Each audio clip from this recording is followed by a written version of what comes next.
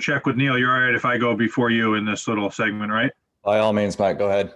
All right, sounds good.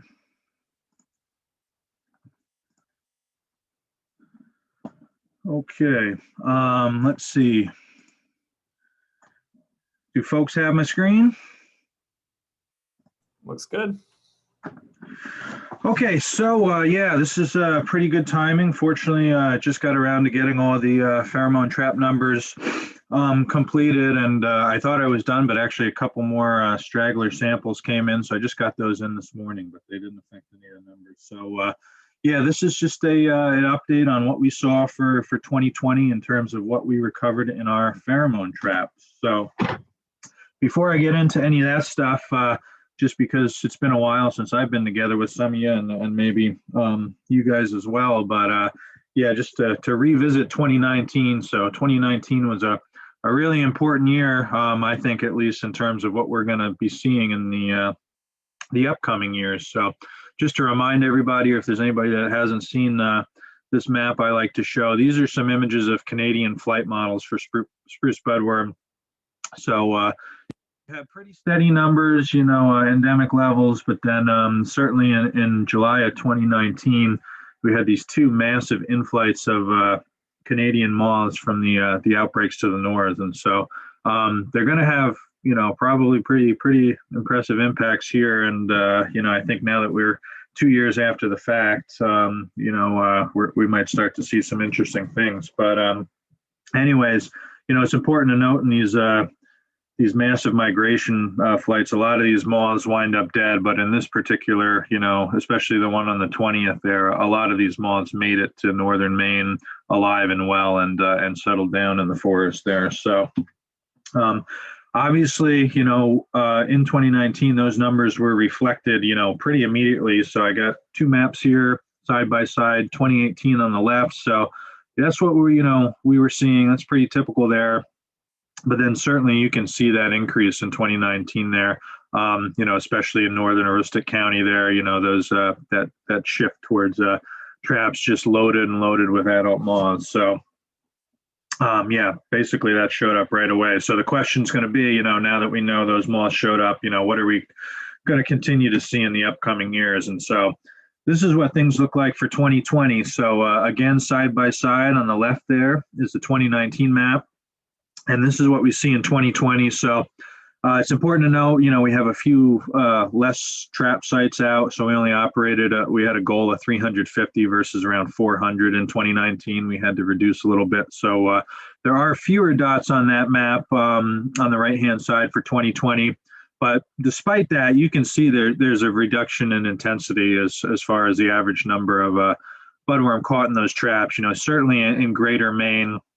And you can kind of see, though, you know, where those stars are, those are the most heavily laden traps there. They tend to stay, you know, in northern Aroostook County there. So despite some relief maybe in other parts of the state where most of what we saw were, you know, individual moths that might have wound up in traps, you know, these might, you know, be really representing a resident population at this point. So again, you know, this is interesting to see, and then, you know, it's a developing story, so we'll see what we see in 2021. But yeah, just to put this on some graphs. So again, we had a huge spike in 2019 there, and these graphs will show you the averages over the last 5-6 years.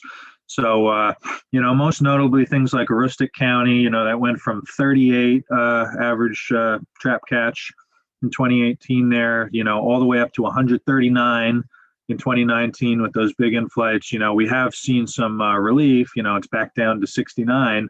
However, that's still increased over anything we've seen over the past 5-6 years. And you know, it doesn't vary as much for some of the other counties. You know, it does go down, you know, for Penobscot, so that's kind of interesting. 32 to 15 kind of halves. So certainly some of northern Penobscot County is affected there. You know, Ampiscataquis and Somerset, you know, pretty marked decrease. But yeah, statewide, again, you know, we were at 20 in 2018, huge spike up to 67, and now we've fallen back down to 37, but certainly with not a very even distribution on the landscape.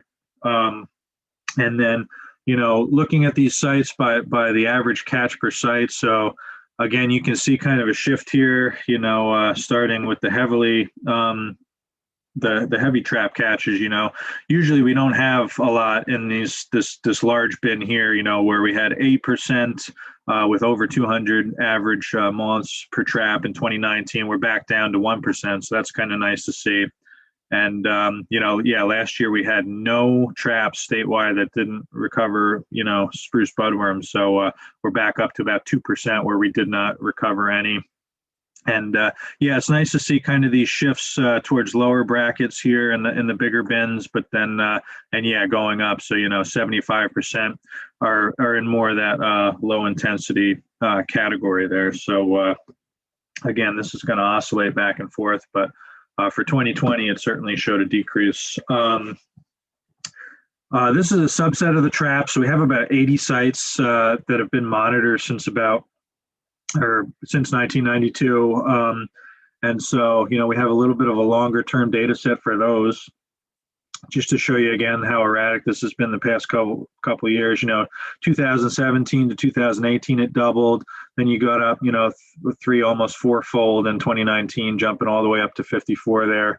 Again, kind of, just again showing this pattern of what we've seen elsewhere. So we get a drop back down to just under 30 moths at these long-term sites. So certainly a relief that it didn't go up compared to 2019, but certainly these numbers are still elevated. And then this is another thing we look at. We operate light traps for other purposes around the state, but of course they do turn up spruce budworm where they're in the right spot. So we keep track of that as well. And just to note, usually those numbers are pretty low, but 2018, 2019, especially 2019, where you had 500, and this is the total capture statewide. Again, these aren't really, out looking for budworm. That it's just bycatch, but we can monitor it. So that bycatch dropped down to 16. So again, that's a good sign.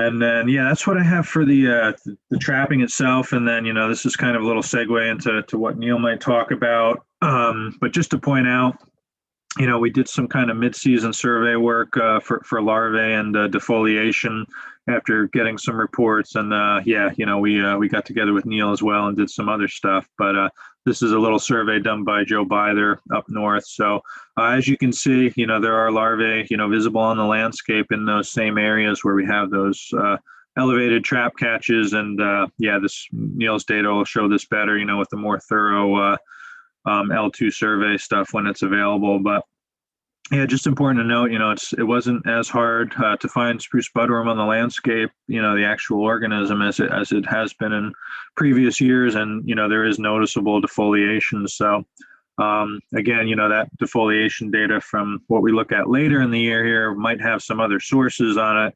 But, even though these defoliation numbers are pretty small, it just goes to show it's visible. And it probably is, specifically spruce budworm versus other things. And it is very low, knowing that this was on the ground, I flew aerial survey over these points, still nothing, at the scale that's going to be visible from the air. So hopefully we're still a long ways off from that. But certainly some little hot spots or so it appears developing. So, but that's about what I have for that. I'm working on the report, so there might be some additions to that, and obviously we supplement that with all Neil's FETIS and L2 data. So I look forward to seeing that when it's available. But at that, I will open it up for any questions, or depending on time, just turn it right over to Neil.